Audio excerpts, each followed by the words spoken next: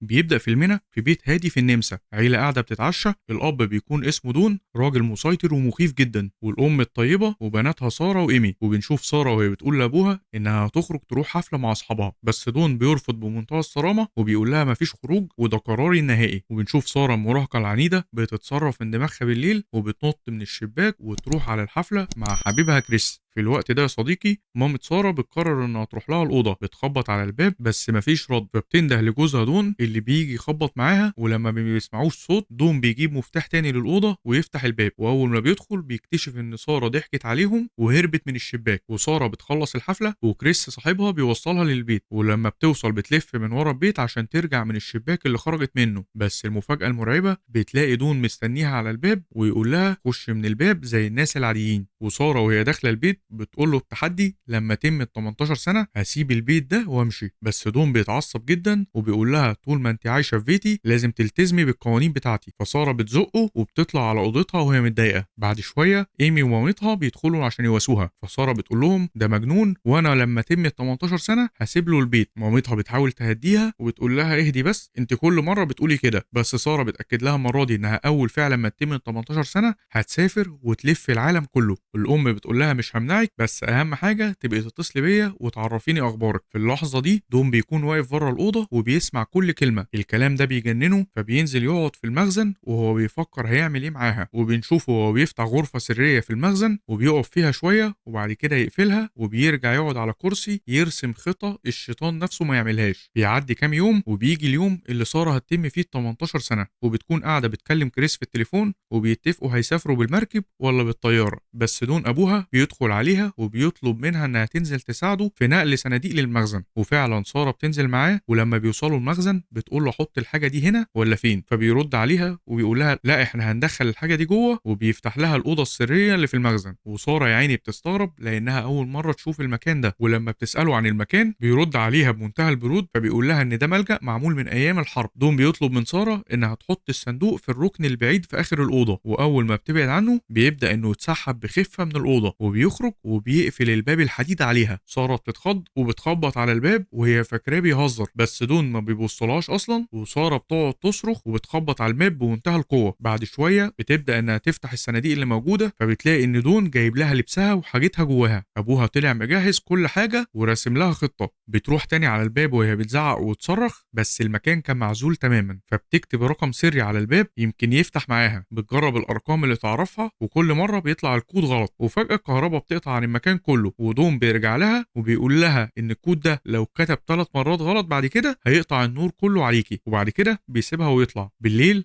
مامتها واختها بيبداوا انهم يقلقوا عليها وبيتصلوا بكل اصحابها، بس محدش كان عارف يوصل لها. واول يوم بيعدي على ساره صريخ ورعب ومحدش بيكون سامعها، وبتفضل على الحال ده لمدة 3 أيام كاملين. وفي اليوم الرابع سارة بتسمع صوت أبوها وهو نازل وبتجري تستخبى ورا الحيطة، وأول ما بيدخل بتحاول إنها تزقه وتخرج بسرعة من الباب. بس أول ما بتخرج بتتصدم بوجود باب تاني وبرقم سري برضه. بتبدأ إنها تخبط وتصرخ على الباب، بس دوم بيروح لها ويمسكها من شعرها ويرجعها الأوضة بالعافية. وسارة بتبدأ تسأله بانهيار أنت ليه بتعمل كده، بس دون بيرد ببرود وبيقول لها الحياة أفعال وردود أفعال، وأنت اللي اخترتي عدم الاحترام، ودي كانت النتيجة. فسارة بتقول له انها هتموت هنا لان المكان ما فيهوش هوا، فبيعرفها ان في فتحة تهوية هو بيشغلها تدخل هوا وتخرجه بمزاجه هو بس. وبيقول لها ان طول ما انت كويسه وبتعملي اللي انا اقول لك عليه هفتح لك الفتحه دي واخليكي تتنفسي زي البني ادمين الطبيعيين. وبيعرفها انه اي حاجه بيكون ليها مقابل. وبعد كده بيبدا انه يقرب منها بطريقه غريبه ومقززه، ولما بتستغرب نظراته بيضربها اول مره ويبدا انه يعتدي عليها. وبعد كام يوم الام بتبلغ الشرطه والضابط بيجي البيت، بس دوم بيقنعه ان ساره كانت ناويه تمشي اول ما تتم ال 18 سنه. وفعلا الضابط بيقتنع وبيقول لهم انه غالبا انها فعلا مشيت بارادتها، وبيطمنهم ويقول لهم انها كده هترجع في يوم من الايام. بعد شويه صاحبها كريس بيجي فبيسال عليها، بس دوم بياخده بعيد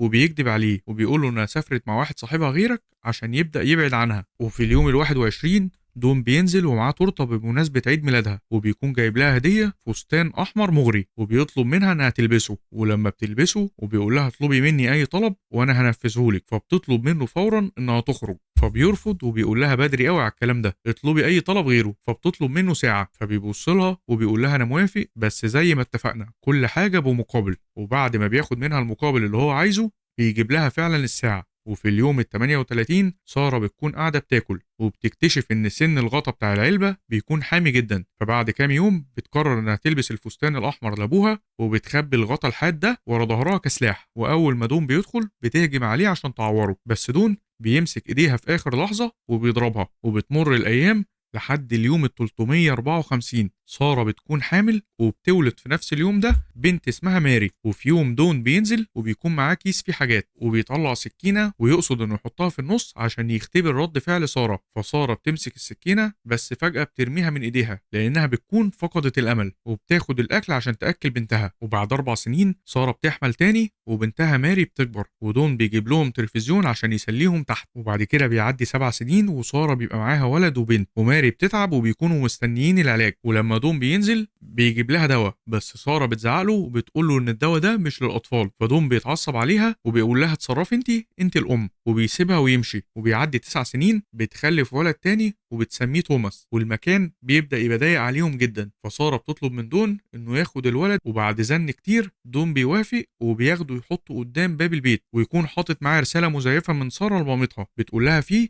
انها عايشة مع واحد صاحبها ومش فاضية انها تربي الولد، وبتطلب منها انها تخلي بالها منه. الام فعلا بتصدق وبتاخد الولد، بس دون بيكتشف ان في رسالة تانية سارة بتكون مخبيها تحت الولد عشان تفضح حقيقته. دون بياخد الورقة دي وبينزل يرميها في وش سارة وبياكلها علقة موت. وبيعدي 14 سنة سارة بتكون حامل تاني، وماري بنتها الكبيرة بتكون بتحط مكياج، فدون بيمسكها وبيقول لها انت ازاي بقيتي حلوة كده. وسارة لما بتشوف المنظر بتترعب جدا، فبتزقه بعيد وبتبعد البنت عنه بسرعة، وبتحذر دون انه يلمسها تاني. والولاد بيكونوا واقفين ومش فاهمين اي حاجة. وبعد 17 سنة بيكون الجو شتاء وقاسي جدا والمطر بيكون شديد والمية بتنزل من سقف الأوضة، فسارة بتاخد بالها ان في منفذ خروج من هنا، فبتفضل تحفر طول الليل لحد ما بتوصل لغطا الصرف، وبتجيب كشاف وبتبدأ انها توجهه ناحية الفتحة اللي عملتها وتفضل تشاور بيها طول الليل. في نفس الوقت ده جارهم بيبقى ماشي بكلبه وبيشوف النور، فبيخبط على باب دون ويقول له ان في حد بيستغيث تحت. دون بيطمنه وبيقول له انا هتصرف، وبينزل لسارة يضربها بمنتهى الوحشية رغم انها حامل في الوقت ده، وبسبب الضرب ده الولد اللي في بطنها بينزل ميت. وتاني يوم دون بينزل يلاقي سارة لفة الطفل الميت في ملاية على الترابيزة وبياخده بمنتهى البرود وبيروح يدفنه. وبعد 18 سنة الولاد بيطلبوا من دون انهم يخرجوا، فدون بيتعصب عليهم ويقول لهم الخروج ده في ايد مامتكم مش في ايدي. فالولاد بيروحوا لسارة ويبدأوا انهم يسألوها، وسارة من كتر الضغط واليأس اللي هي فيه بتتعصب وتكسر المكان كله. ولما بتبدأ انها تهدى بتبدأ انها تجمعهم وبتقول لهم انا هحكي لكم الحقيقة الكاملة من اول ما تميت 18 سنة لحد اللحظة دي. وفعلا لما بتحكي لهم الولاد بيتأثروا جدا وما بيكونوش مصدقين. وتاني يوم دون لما بينزل ابنهم بيتعصب وبيهجم على دون ويشتمه، فدون بيخرج فورا من المكان ويقطع عنهم الكهرباء كعقاب. ولما بيطلع فوق بيقعد مع نفسه ويقرر انه يخلص منهم كلهم، فبيجيب خرطوم طويل ويوصله في شكمان عربيته والناحية التانية بيوصلها للأوضة، وبيبدأ انه يدور العربية عشان الدخان بتاع العربية يوصل لهم تحت ويموتهم مخنوقين. بس اول ما بيدور العربيه توماس ابنه الكبير اللي عايش فوق بيدخل عليه الجراج، فبيرتبك وبيقفل العربيه فورا وبيقرر ما يقتلهمش دلوقتي. وبتعدي 20 سنه وماري بتبقى مريضه جدا وخلاص هتموت من كتر ضيق التنفس اللي عندها، ودون في الوقت ده بيكون عامل حفله فوق لابنه الكبير توماس بمناسبه تخرجه. ولما بينزل لهم بالليل بيلاقي ماري بتموت فعلا، فساره بتترجاه انه يوديها للمستشفى. دون في الاول بيرفض بشده، بس مع اصرار ساره ان البنت هتموت بيوافق، بس بشرط انه يخرج هو وساره وماري بس، وبيطلب منها انها ما تتكلمش مع اي حد طول الطريق، فساره بتوافق فورا. ولما بيوصلوا المستشفى ماري بتدخل الانعاش وقلبها بيقف، بس الدكاتره بينجحوا انهم يرجعوا النبض تاني. وبعد ما بيخرجوا الدكتوره بتدي ساره ورقه عشان تملاها، بس دون بيشدها منها بسرعه عشان هو اللي يملاها، فساره بتستغل اللحظه دي وبتوقع كوبايه ميه على الورق، ودون بيقف عشان ينشفها وبيقول لها ما تتحركيش من مكانك. واول ما بيبعد ساره بتتسحب وبتفضل تدور على الدكتوره في المستشفى، بس دون بيلمحها وبيبدأ انه يجري وراها عشان يمسكها. سارة بتوصل للدكتورة اللي لحسن حظها بيكون جنبها ضابط شرطة، وبتبدأ انها تحكي له كل حاجة. فدون اول ما بيلمح الضابط بيلف وبيحاول يهرب بسرعة، بس الضابط بيجري وراه وبيمسكه فورا. والشرطة بتروح على البيت وبتنزل القبو وبتتأكد من الحقيقة، وبينقذوا الابن اللي كان بيموت هو كمان من ضيق التنفس. ودون بياخد عقوبته بالحبس، وسارة ومامتها واختها بيبيعوا بيت الرعب ده وبيقرروا انهم يشتروا بيت جديد على البحر عشان ينسوا الماضي ويبدأوا من جديد. وكريس بس صاحبها القديم بيروح لها البيت وبيعتذر لها إنه مدورش عليها كفاية، وسارة بتتفاجئ إنه لسه ما اتجوزش وإنه لسه بيحبها وبيفكر فيها. وهنا يا صديقي بيخلص فيلمنا، بس الرعب في القصة دي إنها قصة حقيقية حصلت في النمسا سنة 2008 واتصنفت كأشهر جريمة إنسانية حصلت في التاريخ. لو وصلت لحد هنا ما تنساش تعمل لايك واشتراك واستناني في الفيديو اللي جاي. سلام.